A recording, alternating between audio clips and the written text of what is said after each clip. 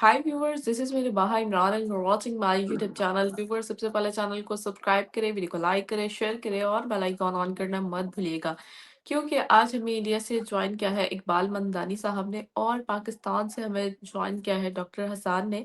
Thank you so much doctor साहब, thank you so much Iqbal sir, आप दोनों के वक्त का बेहद शुक्रिया कि आपने थैंक हमारे यू। व्यूअर्स के लिए टाइम निकाला। Thank you. आज हम जिस टॉपिक पे बात करने जा रहे हैं, हमने कल देखा, जिस पर हमने प्रोग्राम भी किया और बहुत ज़्यादा अफसोस का इजहार भी किया कि जो कल दिल्ली में रेड फोर्ट पे हुआ कि मतलब 7-8 लोगों की जानें गई ब्लास्ट की वजह से, और अभी तक कोई कंक्लूजन रिपोर्ट उसके सामने नहीं आई। तो आज 24 घंटे भी नहीं गुजरे इस बात को, तो इस्लामाबाद में भी अटैक हो जाता है और सब एक दूसरे को, मतलब इन इन दोनों कड़ियों को एक दूसरे के साथ जोड़ने में लग जाते हैं। तो इस पे भी बात करेंगे, तो आगाज हम इकबाल साहब से करते हैं। इकबाल साहब, क्या कहना चाहेंगे? कल रेड फोर्ट पर ब्लास्ट होता है, तो आज इस्लामाबाद पे ये क्या कोई कॉम्बिनेशन है इसके दरमियान? इधर के लोग तो उधर को टारगेट करते हैं, कल तक वहां के लोग यहाँ पे टारगेट कर रहे थे, लेकिन ऑफिशियली अभी तक कोई इस पे इन्वेस्टिगेट करके खबर नहीं आ सकी मेरे ख्याल से। तो आप इस पर क्या अपनी राय रखते हैं? क्या बैकग्राउंड है? अस्सलाम वालेकुम वरहमतुल्लाहि वबरकातुहू। शुक्रिया रिबा। देखिए, सबसे बड़ा मुद्दा ये है कि कल जो ये ब्लास्ट हुआ है, एक कार में ब्लास्ट हुआ था। तकरीबन 12 लोगों ने अपनी जान गंवाई है। बहुत ही दुखद और बहुत ही मतलब एक तरीके से ये कहा जा सकता है कि जो ये हादसा रहा, ये बहुत ही दुखद रहा और लगातार इस तरह के वाक़ियात जो है वो टेररिज़्म के बढ़ते जा रहे हैं, जिसको लेकर के साफ़ तौर पर जो मामलात और जो उँगलियाँ उठ रही है वो देश के बाहर से उठ रही है। देखिए, अब इसकी जाँच चल रही है, इसके अंदर सीधे तौर पर तो अब तक कुछ नहीं कहा गया है, लेकिन हाँ, मैं आपको बता दूँ कि इससे पहले कल ही के दिन एक डॉक्टर और उसके साथी को पकड़ा गया है दिल्ली से करीब फरीदाबाद के पास। वहाँ एक बहुत बड़ी मात्रा में आरडीएक्स और एमोनिया वगैरह की बात चल रही है, उसे पकड़ा है और ये मामला भी जो है उसके अंदर एनआईए जो नेशनल इन्वेस्टिगेशन एजेंसीज़ है, वो लगातार इसमें जाँच कर रही है कि ये कहाँ से आया, किस तरह यहाँ हथियार और ये सारी चीज़ें पहुँची है। पिछले कुछ दिनों से ही इंटेलिजेंस ब्यूरो जो है वो लगातार इस तरह की चीज़ों को लेकर के अलर्ट कर रहा था कि कोई बड़ी घटना या कोई इस तरह के धमाके को अंजाम दिया जा सकता है। हालाँकि कल ही जो दिल्ली में वारदात हुई उसकी उसी के साथ में आज हिंदुस्तान का जो बिहार राज्य है, उसके अंदर वहाँ इलेक्शंस भी थे जिसको लेकर के भी यहाँ जोड़ा गया और अलग-अलग तरीके की बातें की गई। लेकिन साफ तौर पर अभी कुछ भी कहना थोड़ा-सा जल्दबाज़ी हो जाएगी। इस मामले की अभी भी तहकीकात चल रही है और पुलिस के साथ में जो नेशनल इन्वेस्टिगेशन एजेंसीज़ है, वो इसको पूरी तरीके से देख-रेख कर रही है। यहाँ जो होम मिनिस्टर है अमित शाह, वो इस पूरे मामले की पूरी तहकीकात के अंदर निगाह बनाए हुए हैं और इन सारी ही चीज़ों को लेकर के लगातार मामलात चल रहे हैं। और दूसरा मैं आपको बताना चाहूँगा कि जिस तरीके से आपने कहा कि यहाँ के हालात और वहाँ के हालात, तो दोनों ही चीज़ों में बता दूँ कि इस्लामाबाद के अंदर जो धमाका हुआ है आज जुडिशरी के बाहर, वहाँ भी तकरीबन इसी तरीके से 12 लोगों के मरने की खबर है। वो भी एक इंसानियत को लेकर के बहुत शर्मसार करने वाली खबर है। लेकिन उसके अलावा वाना जो पाकिस्तान के अंदर जगह है, वहाँ कल शाम से ही आपके एजेंसीज़ के अंदर और वहाँ जो टेररिज्म एक्टिविटीज़ करने वाले जो लोग हैं, उनके बीच में फायरिंग चल रही है। ये लगातार इस तरह की चीज़ें अलग-अलग मुल्कों के अंदर हो रही है। हालाँकि इस पूरे मामले के अंदर पाकिस्तान के अंदर भी मैंने देखा ख्वाजा आसिफ का कहना था कि इसके तार जो है सीधा काबुल से उन्होंने बताया जुड़े हुए हैं। यहाँ पर भी जो चीज़ की जा रही है उसके अंदर भी ये शक माना जा रहा है कि ये इंडिया के बाहर से ही कोई ताकतें जो है वो लगातार इस टेरर एक्टिविटीज़ को अंजाम दे रही है रिबा। डॉक्टर साहब, आपकी जानिब बढ़ते हैं। क्या आप राय रखते हैं? यकीनन कल हमने बड़ा अफ़सोस के साथ प्रोग्राम किया रेड फोर्ट में जो हुआ, लेकिन आज इस्लामाबाद में भी इस तरह की हंगामी सूरत-ए-हाल हो गई। ब्लास्ट हुआ और 12 लोग जो हैं यहाँ पर मारे गए हैं। आप क्या इस पर अपनी राय रखेंगे? और एक इत्तेफ़ाक की बात है कि कल उधर हुआ और 24 घंटे भी नहीं गुज़रे और इधर इस्लामाबाद में भी यही हो गया। क्या कहेंगे आप? देखें, सबसे पहले तो मैं इसके ऊपर ये कहना चाहूँगा कि जहाँ पर भी इनोसेंट लोगों की किलिंग हुई है, वो आइदर इंडिया के अंदर है या पाकिस्तान के अंदर है। ये इक्वली कंडेमेबल एक्ट है। आप ये देखें कि इंडिया के अंदर बहुत से लोगों ने अभी तक, जबकि उनकी ऑफ़िशियल एजेंसीज़ ने जो है उसके ऊपर ये कहा है कि हम इसके ऊपर इन्वेस्टिगेशन करने की तरफ जा रहे हैं। लेकिन इंडिया का आपको पता है, मीडिया वो फौरी तौर के ऊपर बगैर किसी इन्वेस्टिगेशन के, बगैर किसी चीज़ के उन्होंने पाकिस्तान को इसके ऊपर बैशिंग करना शुरू कर दी है। और व उससे वेरी नेक्स्ट डे पाकिस्तान के कैपिटल के अंदर इस तरह से हुआ है। इंडिया के जो सिक्योरिटी एडवाइज़र हैं, जो उनके ऑफ़िशियल्स भी हैं, वो माज़ी के अंदर इस तरह के थ्रेट्स पाकिस्तान को लेके दे चुके हैं कि हम पाकिस्तान के अंदर घुस के अटैक करेंगे, हमारी रिटेलिएशन बड़ी डिफरेंट वे में होगी। अभी भी उनके कुछ ऑफ़िशियल्स के मैं देख रहा था कि वो ये कह रहे थे कि पाकिस्तान के साथ हम इस तरह से करेंगे, हम इसका इस तरह से बदला लेंगे। जबकि अभी तक कोई इस तरह की कन्फर्मेशन नहीं है कि उनके उन अटैक्स के अंदर पाकिस्तान का हाथ है या नहीं है। ऑन द कॉन्ट्रेरी पाकिस्तान ने जो है, वो पाकिस्तान के जो डिफेंस मिनिस्टर हैं, उनकी स्टेटमेंट को अगर हम पाकिस्तान की ऑफ़िशियल स्टेटमेंट कंसीडर करें, तो उन्होंने इसका जो इस्लामाबाद के अंदर हुआ है, उसका, और जो वाना के अंदर एक कैडेट कॉलेज के अंदर, वैसे उसकी मैं अभी रिसेंटली एक न्यूज़ चेक कर रहा था, वहाँ से तमाम बच्चों को जो है वो रेस्क्यू कर लिया गया है। अल्हम्दुलिल्लाह उसके अंदर कोई किसी किस्म का जानी नुकसान नहीं हुआ। लेकिन पाकिस्तान ने वाना का अटैक हो या कुछ दिन पहले जो केपीके के अंदर पुलिस के ऊपर अटैक हुए और उसके अंदर हमारे पुलिस ऑफिसर्स की जानें गईं, या जो आज इस्लामाबाद कचहरी के अंदर जो एक वाक़या हुआ है, इन दोनों का इल्ज़ाम पाकिस्तान ने काबुल के ऊपर लगाया है। और फिर ख्वाजा साहब ने, मेरा ख़्याल है, जो एक स्टेटमेंट दी, उसके अंदर उन्होंने साथ ही ये भी कहा कि हमें कोई ज़्यादा अच्छा हुस्न-ए-ज़न नहीं है कि अफ़गानिस्तान के साथ हमारे जो पीस के जो है वो टॉक चल रही है, वो सक्सेसफुल होगी या नहीं। और फिर उन्होंने एंड पे इस चीज़ को कहा कि पाकिस्तान जो है वो बड़ी क़ुव्वत रखता है, पाकिस्तान उनके साथ जो है ना इसको अच्छे तरीके से हैंडल करेगा। देखिए, मेरा इसके ऊपर क्वेश्चन एक ये है कि हम तो यहाँ पर एक्सटेंशन खेल रहे हैं और अस्तस्ना खेल रहे हैं। तो हमें तो मैं तो देखें, एक इस तरह का इंसान हूँ जो इसके ऊपर एक यही क्वेश्चन रेज़ करूँगा कि आपने किसी भी और कंट्री के ऊपर, चाहे वो अफ़गानिस्तान की हुकूमत है, चाहे वो इंडिया की हुकूमत है, किसी ने भी अगर पाकिस्तान के कैपिटल के अंदर ये टेररिज़्म का ये जो एक्टिविटी है, अगर इसको उन्होंने बाहर बैठ के फंड किया है, या उन्होंने उसको किसी भी तरह से लॉजिस्टिक सपोर्ट दी है, या उन्होंने इसको कैरी आउट जिस तरह से भी करवाया है, सबसे पहले इसके ऊपर एक हाई लेवल की इन्वेस्टिगेटिंग टीम बननी चाहिए, एक जेआईटी बना दें, और ये जो एक सिक्योरिटी लैप्स हुआ है हमारा, इसके ऊपर सबसे पहले ये देखना चाहिए कि हमारे अपने होमवर्क में कहाँ पर गलती थी। कहाँ हम हमारा सिक्योरिटी लैप हुआ जिसकी वजह से पाकिस्तान के इस्लामाबाद के अंदर ये इस तरह का जो है ये वाक़या हुआ।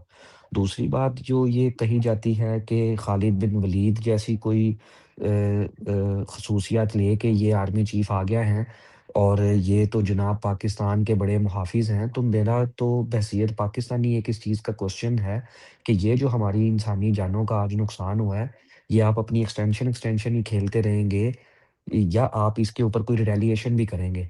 अगेन मैं ये इसके ऊपर एक बात कहता हूँ कि अफ़गान तालिबान के साथ मैं बिल्कुल आपके पहले प्रोग्राम के अंदर ये कई दफ़ा बात कह चुका हूँ कि हमें पीस टॉक की तरफ जाना चाहिए। लेकिन मैं कभी भी ये नहीं कहता कि इंसानी जानों का ज़िया होता चला जाए और दूसरी तरफ पीस टॉक चलती चली जाए। जो भी इस अटैक के अंदर मुलविस है, आइदर वो इंडिया है, आइदर वो अफ़गानिस्तान है। पहले इसकी फुल फ्लेज इन्वेस्टिगेशन होनी चाहिए। पाकिस्तान के पास इर्रेफ्यूटेबल एविडेंस होना चाहिए, अनलाइक इंडिया। इंडिया की तरह पाकिस्तान को नहीं करना चाहिए जो उन्होंने संदूर ऑपरेशन से पहले किया था। हमें इसके ऊपर फिल फॉर 48 आवर्स, 72 आवर्स के अंदर इन्वेस्टिगेशन अपनी कंप्लीट करके, उसके बाद पाकिस्तान को रिटेलिएशन करनी चाहिए और पूरी कुव्वत के साथ इसका जवाब देना चाहिए। हूएवर इज़ बिहाइंड इट, उसको मुँह तोड़ जवाब देना चाहिए। इकबाल साहब, मैंने पिछले दिनों एक आपके मीडिया आउटलेट है एनडीटीवी, उधर मैंने एक आर्टिकल देखा जिसके अकॉर्डिंग जो है वो लिखा हुआ था कि inside Pakistan secret unit SI that trains terrorist to attack India. Sir, इस तरह की खबर हमने पाकिस्तान में तो कहीं नहीं देखी। आए दिन कोई ना कोई, मुझे लगता है कि ब्लेम पाकिस्तान पर आता है कि हम जैसे इंडिया के खिलाफ ही साजिश करने बैठे हैं और अटैक की तैयारियां करें, हालांकि हम खुद जो है वो अमन चाहते हैं। और पाकिस्तान की पॉलिसीज़ हमेशा यही रही हैं कि वो इंडिया के साथ और अपने पड़ोसी कंट्री के साथ अमन की ही बात करना चाहते हैं। यकीनन बॉर्डर क्लैशेस रहते हैं। अब पीस टॉक काबुल यानी कि अफ़गानिस्तान वगैरह के साथ भी होना था या हुआ है या हुआ नहीं भी है, लेकिन कोशिश तो जारी है सिर्फ़।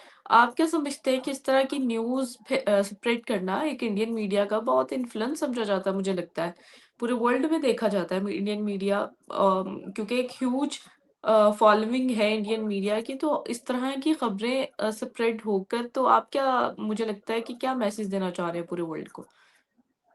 रिवा देखिए, जिस तरीके से आपने खबर का ज़िक्र किया, मैं आपको साफ तौर पर बताना चाहूँगा लास्ट टाइम डॉक्टर साहब ही थे, मैंने 1947 से लेकर के 2025 तक के ऐसे कई मामला सामने आपके रखे थे। और आपने जिस तरीके से कहा मैं आम लोगों की वहाँ बात नहीं करता, लेकिन मैं वहाँ जिस तरीके से आपकी एजेंसीज़ पे, आपकी आर्मी पे लगातार सवाल उठते रहे और ऐसे कई एविडेंसेस इंटरनेशनली भी इंडिया ने इंटरनेशनल कोर्ट को दिए। और मैं आपको बता दूँ देखिए चाहे वो परवेज़ मुशर्रफ थे, 1999 कारगिल मामला था, जिसके अंदर अटैक टेररिस्ट द्वारा किया गया था बाद में। खुद आपके ही ex prime minister Nawaz Sharif ने इन सारी चीज़ों को माना था कि वो परवेज़ मुशर्रफ ने ही करवाया था हमला।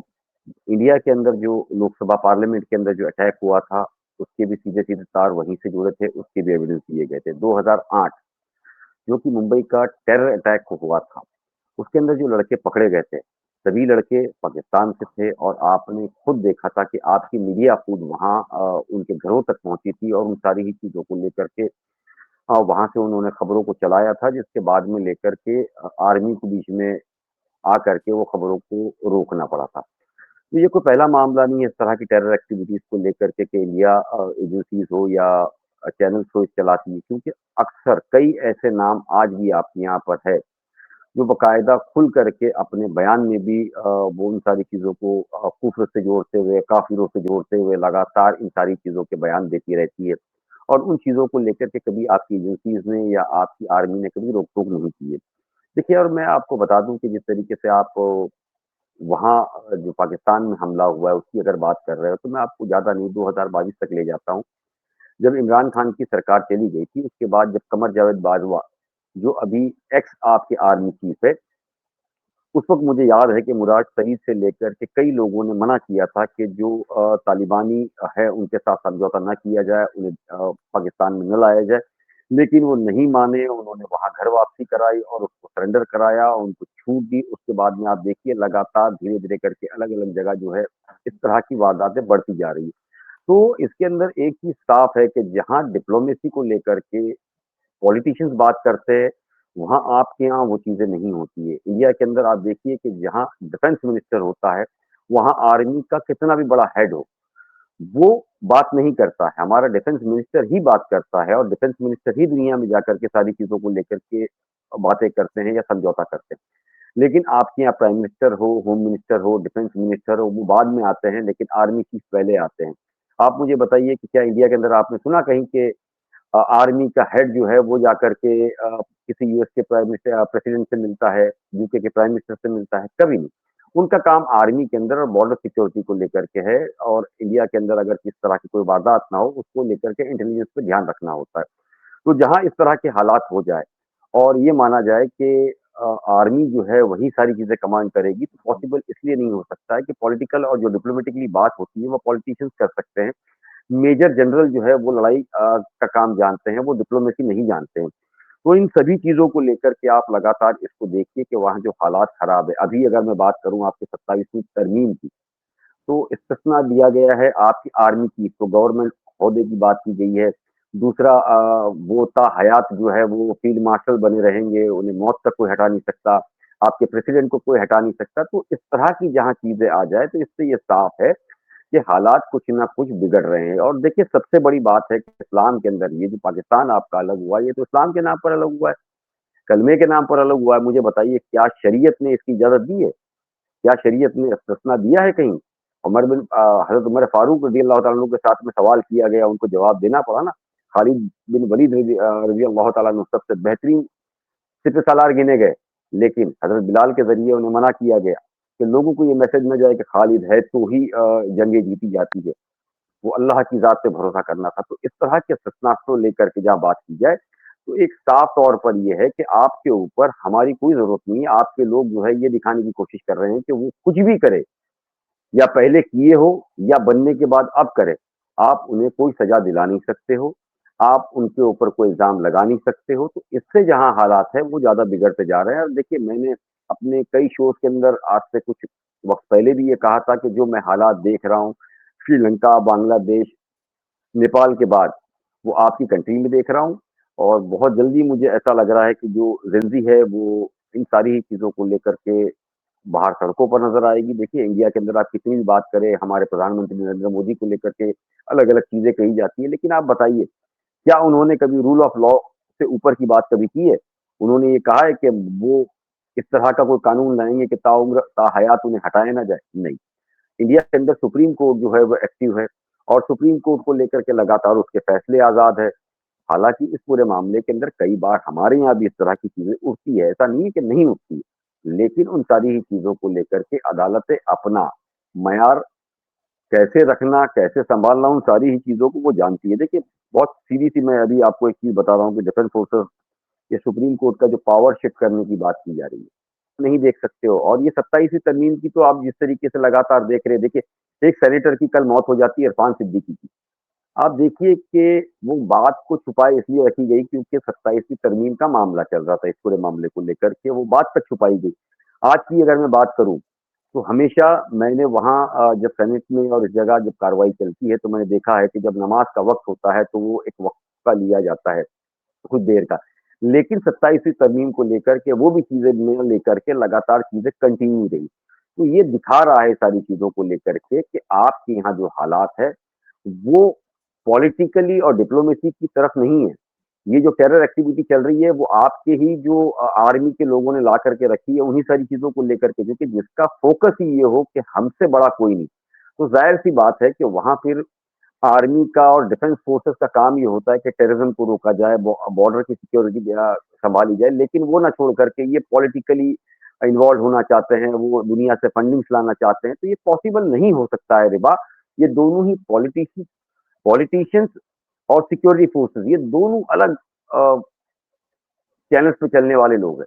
यानी कि ये समझ लीजिए, ट्रेन जो होती है उसके 2 पहिए समझ लीजिए, या उसकी रेलवे लाइन समझ लीजिए, ये एक-दूसरे को मैच कर ही नहीं सकते हैं दोनों का काम। और अगर कोई मैच करने की कोशिश कर रहा है, तो ज़ाहिर-सी बात है कि वो अपने साथ में वो ये दिखाने की कोशिश कर रहा है कि हम आने वाले दिनों में कुछ भी करें, या कुछ भी हमने किया, उसको लेकर के कोई भी हम पर सवाल नहीं खड़ा कर सकता है। तो हमें नहीं लगता है कि इंडिया इन चीज़ों को लेकर के आपके इंटरनेशनल मामलों के अंदर कोई इंटरफेयर कर रहा है। हालाँकि टेररिज़्म की बात जैसे डॉक्टर साहब ने की, ये बहुत ही दुखद है इन सारी चीज़ों को लेकर के बात करना। लेकिन जो लोग मारे जाते हैं इसमें, वो बेचारे ज़्यादातर बेकसूर होते हैं, मेहनतकश लोग होते हैं, मज़दूर होते हैं, या फैमिली से साथ में निकले हुए होते हैं। तो ये शिकार होते हैं, और ये बहुत बुरी चीज़ है। और इसलिए शिकार होते हैं क्योंकि जो देश की एजेंसीज़ होती है, वो अपना काम छोड़कर दूसरे जब कामों में लगती है, उनको ये आइडियाज़ नहीं होता है कि देश में क्या चल रहा है, तब जाके इस तरह की चीज़ें होती है रिबा। अच्छा, मैं डॉक्टर हसान की तरफ जाने से पहले मैं ये कहूँगी कि हमारी कंट्री में अमेंडमेंट या बिल की जो अमेंडमेंट हुई है, ये हमारा खुद की कंट्री का पर्सनल मैटर है। मुझे लगता है कि हमें इंटरनल इश्यूज़ को छोड़ते हुए अभी जो मुद्दा है टेररिज्म को लेकर या ब्लास्ट को लेकर, उस पे हमें बात करनी चाहिए और उसके लिए कोई कंक्लूजन निकालना चाहिए। तो डॉक्टर हसान, आप क्या समझते हैं कि ये कोई कड़ियाँ मिलती हुई नज़र आ रही हैं आपको? नहीं, आपने जैसे कहा कि काबुल का है, हम पीस टॉक करने की तरफ आगे आते तो हैं, लेकिन उस तरह नहीं हो पाता। लेकिन आप क्या समझते हैं कि हर बार ये तालिबान और ये काबुल, ये पाकिस्तान के एनवायरनमेंट को ख़राब कर रहे हैं? आप इस पर अपनी क्या राय रखते हैं? देखें, एक तो मैं आपके दूसरे पैनलिस्ट को इस चीज़ के ऊपर हमेशा इनको इस बात पे एडमायर करता हूँ कि वो काफ़ी जियोपॉलिटिक्स के ऊपर वेल अवेयर होते हैं। इवन उनको वो पाकिस्तान के सेनेटर की डेथ का भी पता था। और जो आप बात कह रही थी कि मैं आपकी उस बात से फुली एग्री नहीं करता कि वो पाकिस्तान का इंटरनल मैटर है। देखिए, कॉन्स्टिट्यूशन जो है, वो किसी भी स्टेट को चलाने का टूल है। आप देखें मैं आपसे एक क्वेश्चन पूछता हूँ, आपको आपके साथ कोई पश्तो में बात करे, आपको उसकी समझ आएगी? नहीं। कोई आपके साथ सिंधी में बात करे, आपको उसकी समझ आएगी? कोई आपके साथ बलूची में बात करे, आपको उसकी समझ आएगी? आपको उन लोगों के साथ जिस चीज़ ने कनेक्ट किया हुआ है, वो आपका कॉन्स्टिट्यूशन ऑफ पाकिस्तान है। और कॉन्स्टिट्यूशन ऑफ पाकिस्तान के साथ जिस तरह का खिलवाड़ किया जा रहा है, इस चीज़ के ऊपर हमें बात करने की ज़रूरत है। मैं आपके पैनलिस्ट को इस चीज़ के ऊपर मैं उनकी आई ऑलवेज़ एडमायर हिम कि वो काफ़ी वेल इन्फॉर्म्ड हैं, लेकिन मुझे एक बात की बड़ी हैरानगी हुई कि जब वो ये कह रहे थे कि आपने ये नहीं देखा होगा कि इंडिया में डिफेंस मिनिस्टर बात करता है, इंडिया का आर्मी चीफ यूएसए में जाके नहीं बात करता। मैं उनको पर विद ड्यू रिस्पेक्ट मैं उनको ये बताना चाहता हूँ कि सर आपकी जनता जो है वो आपकी जो आपकी पब्लिक है वो आपके पॉलिटिशियंस को इलेक्ट करती है। देन आपके पॉलिटिशियंस जो हैं वो आपके मिलिट्री के अंदर लोगों को अपॉइंट करते हैं। हमारे यहाँ ये अदर वे अराउंड है।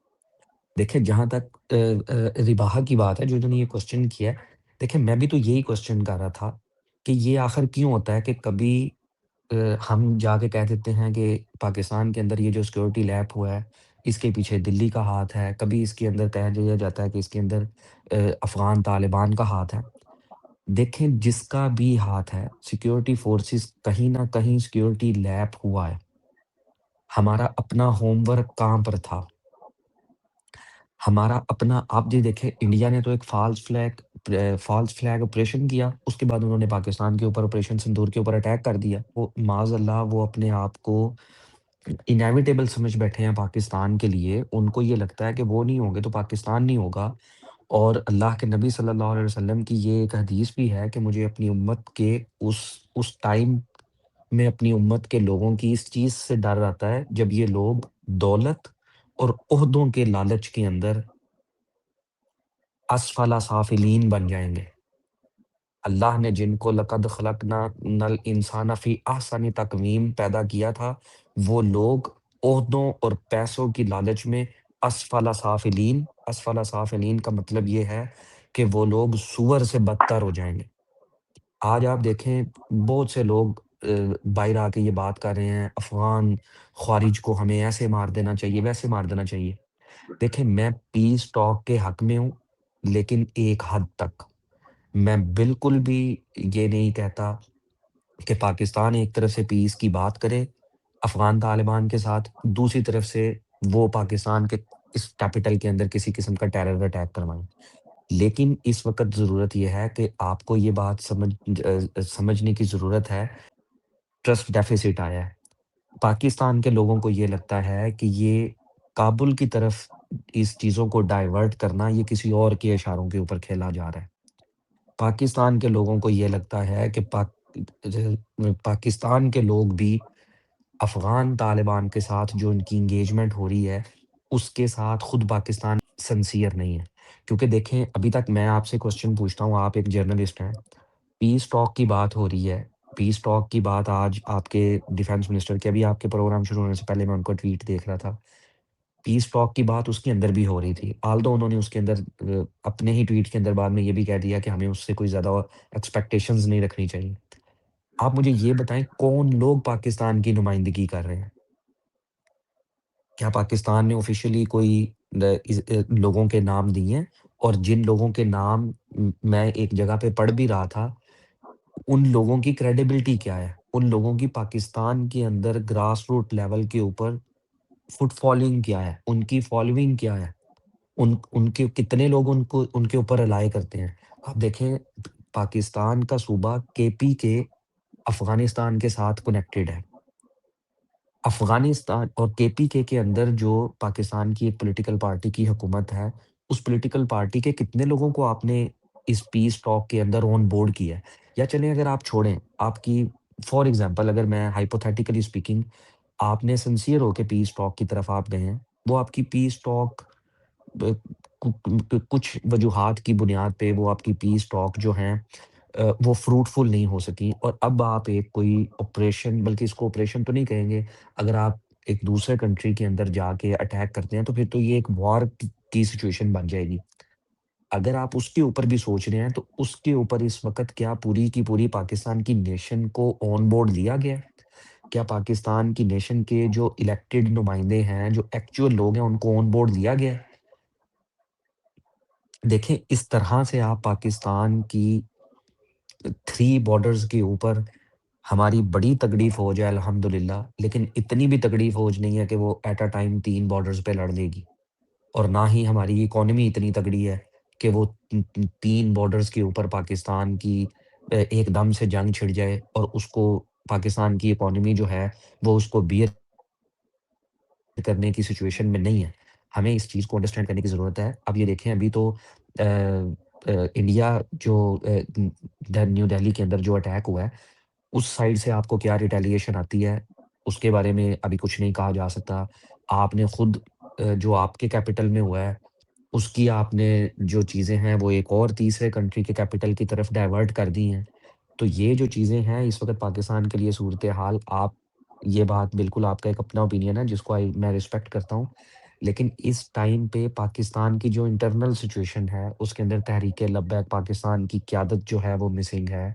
इस उसके बाद पाकिस्तान तहरीक-ए-इंसाफ, जो पाकिस्तान की सबसे बड़ी पॉलिटिकल पार्टी है, उनके लोगों के साथ जो किया जा रहा है, और उसके बाद ये जो 27वीं अमेंडमेंट है, आप जितना मर्ज़ी ये कहें कि वो आपके टॉपिक से लिंक्ड नहीं है।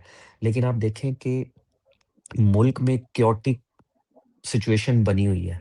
वो आइदर किसी टेरर अटैक की सूरत में हो, किसी भी और पाकिस्तान के बड़े मसले को मैं उतना ही बड़ा मसला समझता हूँ, या शायद मैं उन मसलों से भी ज़्यादा बड़ा मसला है, क्योंकि constitution of Pakistan is the tool जो हम डिफरेंट, देखें, हमारी ज़ुबान डिफरेंट है, हमारा रहन-सहन डिफरेंट है, हमारी बहुत सी चीज़ें विदिन पाकिस्तान डिफरेंट प्रोविंसेस के अंदर वो डिफरेंट हैं। Constitution of Pakistan is the only thing जिसने हमें कनेक्ट किया हुआ है, जैसा कि अभी आपके दूसरे पैनलिस्ट भी कह रहे थे। अच्छा, मुझे ऐसा लगता है कि हमारा टॉपिक कुछ और था और हम डिस्कस कुछ और करने लग गए। तो मैं इन पर इकबाल साहब से सिर्फ ये एक ही सवाल करूँगी।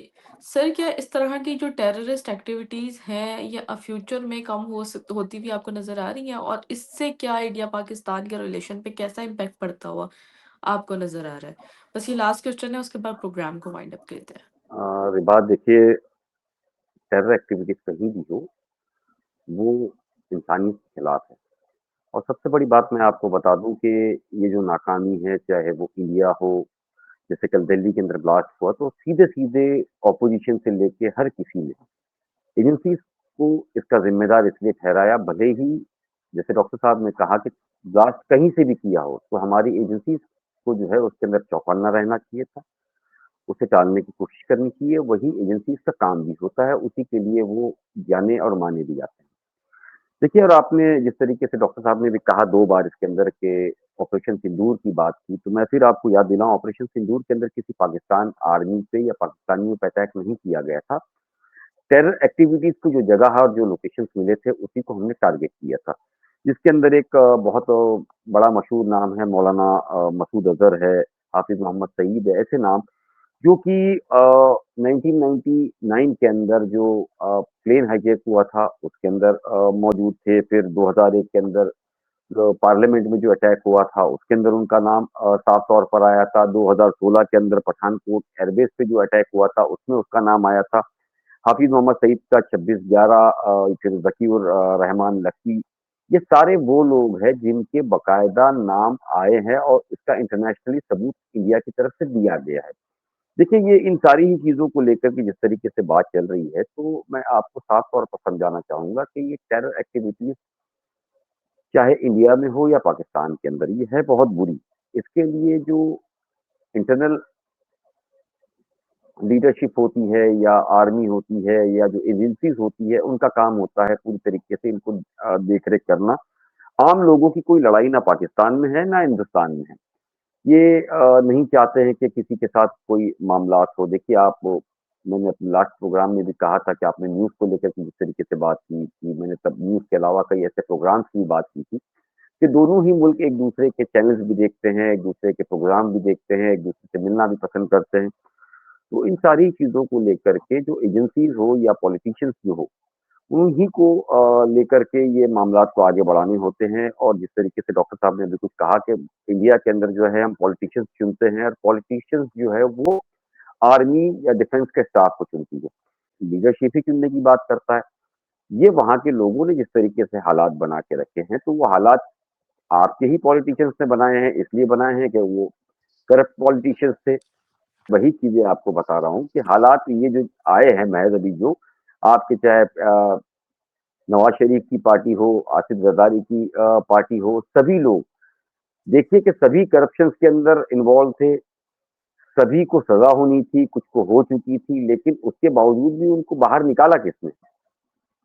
अब मैं आता हूँ सीधा पॉइंट टू पॉइंट आपकी जो टेरर अटैक की आपने बात की, तो देखिए टेरर अटैक जहाँ भी होते हैं, वहाँ एक चीज़ तो है कि एजेंसीज़ की नाकामियाँ होती हैं और एजेंसीज़ की नाकामियों के साथ के अंदर कुछ ऐसे लोग मौजूद होते हैं जो अपने मफाद के लिए इस तरह के हालात पैदा करते हैं और लगातार ये कोशिश करते हैं कि किसी भी मुल्कों के अंदर ये जो आग जो है वो बढ़ती जाए।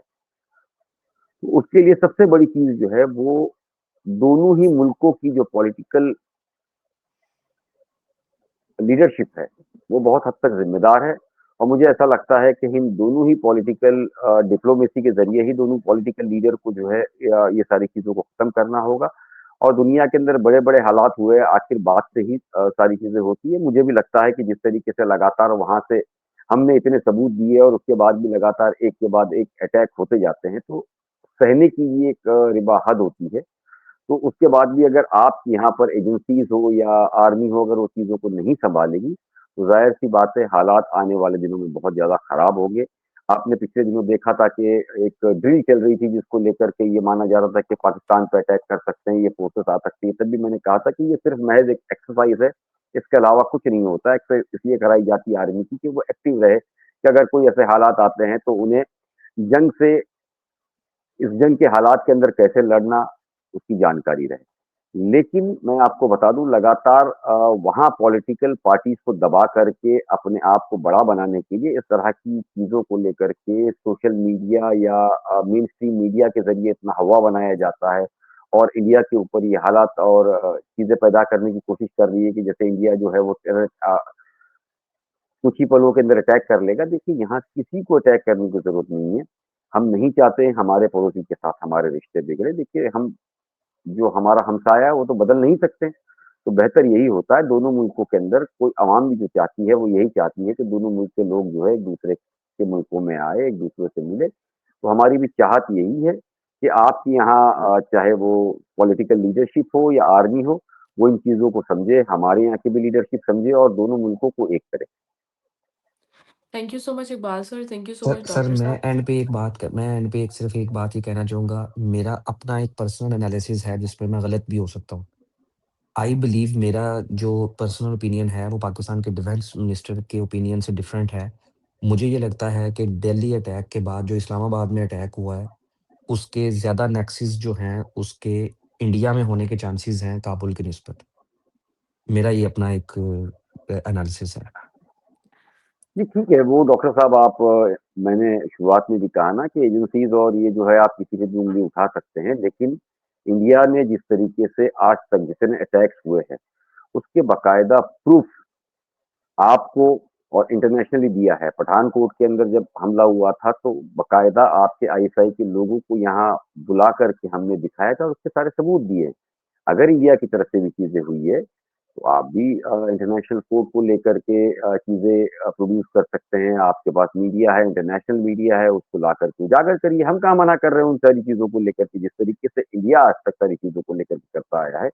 आपके वहाँ भी हमने डिफेंस फोर्सेस को या आपकी एजेंसीज़ को कभी मना नहीं किया है।